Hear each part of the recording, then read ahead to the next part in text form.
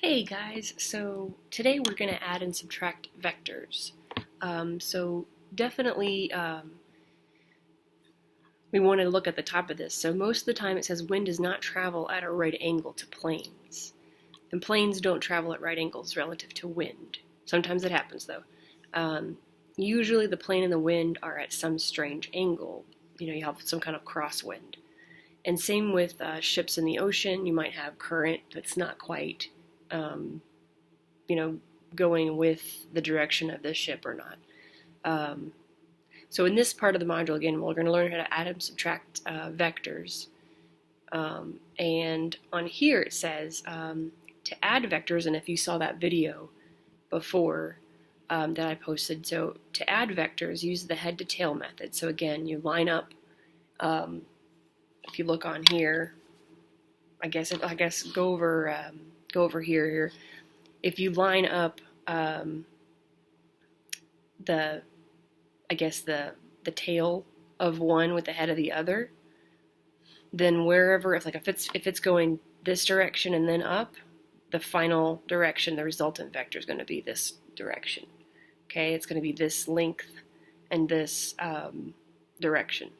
So just remember, it won't matter what order you do it in, because the vectors just have a length and a direction.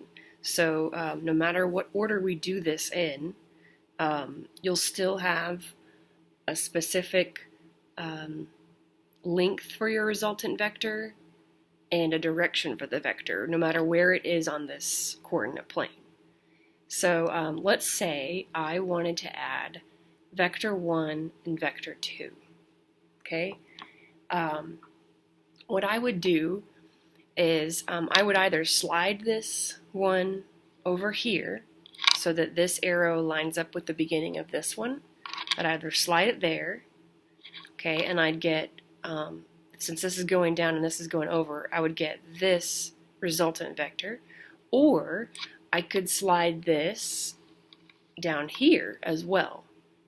And I would still get, when I slide this down here, and I'll show you, I'd still get the same length and direction for my resultant vector. So, like I said, if I move this over here, okay, then, so let's say I go ahead and copy that and just slide it over. And I'm allowed to slide. I'm just not allowed to change the length and direction of the vector. But I'm allowed to slide it right and left and up and down. So if I slide it here, then my resultant vector is going to be right there. Okay? So that's going to be my resultant vector. Okay? You can certainly do that, and you can also slide this, like I said, down here as well. Alright, so if I were to slide this, this is 1, 2, 3, 4, 5 units long. If I slid this down here, so 1, 2, 3, 4, 5 units long. Okay, so I just slid this number 1 over here instead, so that this this head here is lined up with the tail. I can do that too, and I'm still going to get the resultant vector, since this is going this way and then down, I'd still get this. Okay, and this length and direction is the same as this length and direction. Alright, so either one of these answers shows me the length and the direction of the resultant vector if I add 1 to 2. Okay, it makes a parallelogram. Doing this, I guess, a different way, you'll be doing it on the graph, but if you were doing this algebraically, you could think of this vector. It doesn't have any x component because it's just going straight down. So if you were to say the vector 1 is 0 in the x direction, but it's going down, so it's negative, and it's 1, 2, 3, 4, 5 units long. 5 on this translates to 25 because each unit's 5 miles per hour. So technically this is what this vector is. 0, negative 25. Okay? And vector 2 is if you look at this one, it's going down 3 units. So 3 times 5 is 15. I forgot to do the x first, but we're going to do the y first since I did that. Down 3 units, so that's x, or the y, I mean. Okay, so that's down 3 units. And over 1, 2, 3, 4, 5, 6. 6 times 5 is 30, so, and it's going in the positive direction, so that means that would be what it would look like if you had written it out with the x and y components. So if I were to add these together, I would just add the x components together, so 0 plus 30 is 30. And then I'd add the y components together. Negative 25 plus negative 15 is negative 40. So this is my resultant vector for angle 1 plus, vector 1 plus vector 2. Okay? And you can see it's supposed to have a certain length and width here. The x component means that this particular vector is, if you look at, I guess, let's look at this one up here since it might be easier. So if you look at this vector here, it has x components and y components. So it's got 1, 2, 3, 4, 5, 6. It's 6 units in the x direction, which, remember, 6 times 5 is 30. And then if you were to count down, count the y component of this vector right here, it's 1, 2, 3, 4, 5, 6, 7, 8. 8 times 5 is 40. So remember, it's going down. That's why it's a negative 40. So that's the way to do it algebraically, but this is the way to do it on a graph. Now, the other thing that you have to learn how to do is subtract vectors. And so we're going to do that with, look back up here, basically. So it says to subtract the vectors, flip the direction of the vector that's being subtracted, so the second vector, and then add it to the first vector. So basically you just flip, like if you're subtracting these two vectors, just change the direction of the second vector. So flip it in the other direction. Then you can do what we just did and add those two vectors together. Slide them so that you get the head of one with the tail of the other. And then just figure out what that resultant vector is. So I'm going to do one of those with you. So let's say 6 and 7. Let's say I'm doing that. Let's say I'm doing